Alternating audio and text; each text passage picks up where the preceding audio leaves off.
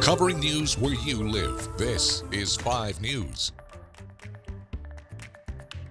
Well, thank you for joining us here on this Friday for the latest news and weather where you live. I'm Jo Ellison. Arkansas Governor Sarah Huckabee Sanders will deliver the Republican Party's response to the president's State of the Union address. Now, this is happening on Tuesday night. Governor Sanders will give the address from Little Rock right after President Biden gives his second State of the Union address.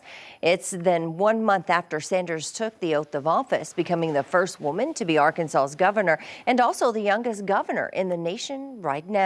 Here's a look at what the governor had to say, calling this opportunity an honor and giving Americans a preview of her speech Tuesday. She says she's calling for a return to common sense and a commitment to the ideals that made America the land of the free and home of the brave. All right, before we get to other news of the day, let's get a check of the weather with meteorologist Zach Scott. Zach, we've had a rough week with this winter weather, but the weekend's looking up.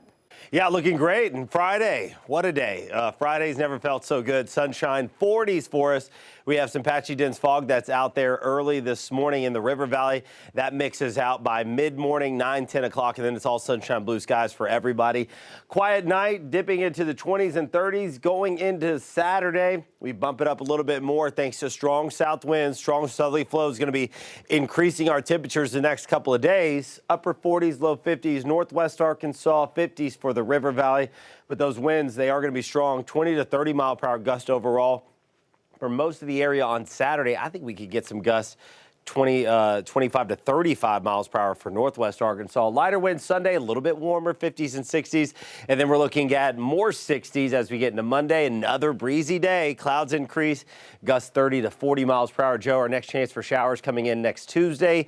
Wednesday, maybe lingering into Thursday with a chance of a rumble of thunder or two. We'll keep you updated as we move through the weekend. All right. Thanks so much, Zach. Now let's get you caught up with some stories you might have missed this week. The latest bout of winter weather was responsible for several car crashes, as well as the closure of schools and businesses across Arkansas. 5 News reporter Michael Wilson has a look at the added resources that were in place to help this week during this storm. Well, Governor Sarah Sanders declared that state of emergency Tuesday. It comes a day after she signed an executive order allocating hundreds of thousands of dollars in disaster funds and the activation of the Arkansas National Guard. And I got some bad news for you. This winter storm is not over just yet. Hoping it misses us, and this is all we're going to get. Wishful thinking from Crawford County's Director of Emergency Management, Veronica Robbins.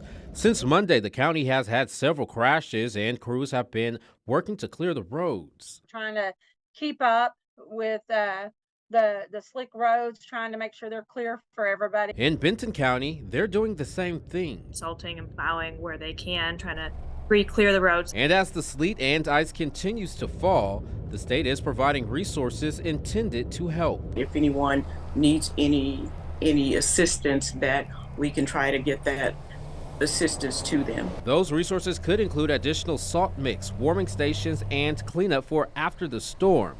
Counties can request resources through the state's Emergency Management Emergency Operations Center. Just know that Adam is here. We are watching out for you. Governor Sanders' state of emergency is more long-term.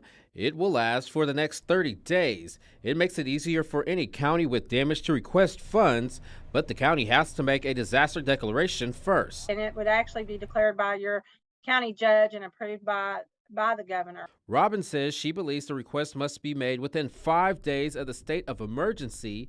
Counties can also get some help through an executive order the governor signed Monday night.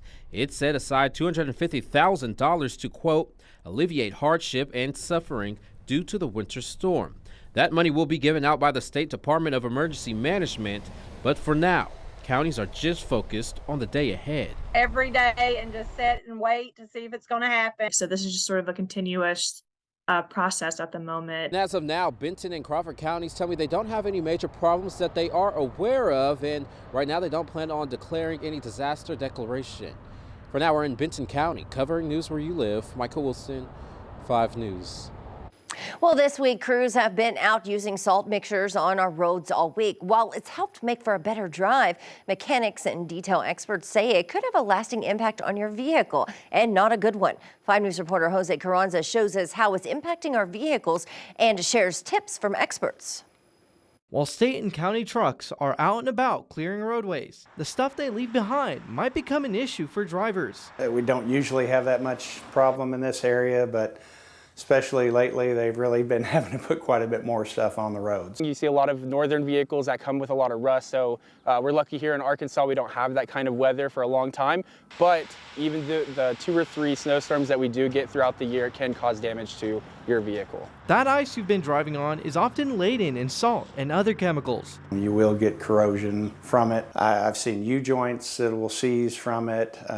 Parts in the drivetrain. That's why mechanic Nick Jones and detailer Zach Roller agree. It is important to wash your vehicle after a snow or ice storm just because the salt and chemicals that they lay on the ground are damaging to your paint and metal of your vehicle. And Jones says you shouldn't put it off. A lot of times it's too late and it's caused internal damage that you can't fix by something simple at that time.